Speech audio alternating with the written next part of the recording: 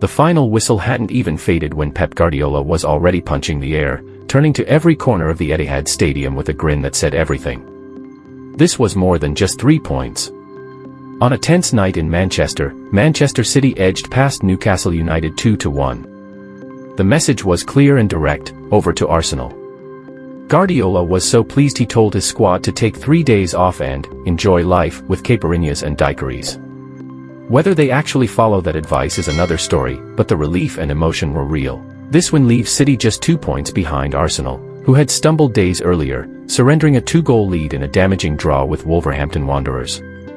The title race has shifted again. Guardiola called the connection with the fans the best of the season. He admitted it wasn't a perfect performance, but insisted it was exactly what his side needed at this stage: togetherness, resilience, and belief. This isn't quite the same City machine that used to overwhelm rivals with relentless winning runs. The personnel has evolved, but one thing hasn't changed: Guardiola's know-how in a title fight. He may say 70% of this squad hasn't traveled this road before, yet leaders like Ruben Dias and Rodri have. And so has he. Now the spotlight swings to North London, where Mikel Arteta must rally Arsenal for a derby at Tottenham Hotspur, with new interim boss Igor Tudor in charge. Back in Manchester, City had to dig deep. Newcastle arrived energized despite their exhausting 5,000-mile Champions League trip to face Qarabag FK, and they pushed the champions all the way. The symbol of City's fight wasn't just a goal scorer, it was Erling Haaland.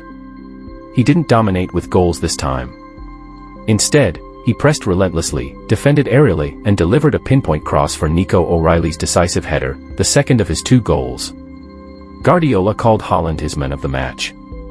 O'Reilly's display, operating just behind the forwards, will not have gone unnoticed by England boss Thomas Tuchel. On the other side, Newcastle's Lewis Hall also impressed and found the net, strengthening his own international case. And then there was Gianluigi Donnarumma. The towering Italian keeper, a Champions League winner with Paris Saint-Germain, produced another defining moment. Deep into stoppage time, with Newcastle throwing everything forward, he flung himself low to his right to deny Harvey Barnes. It was the kind of save that keeps seasons alive, just like his late heroics at Liverpool earlier in the campaign. Seconds later, the stadium erupted.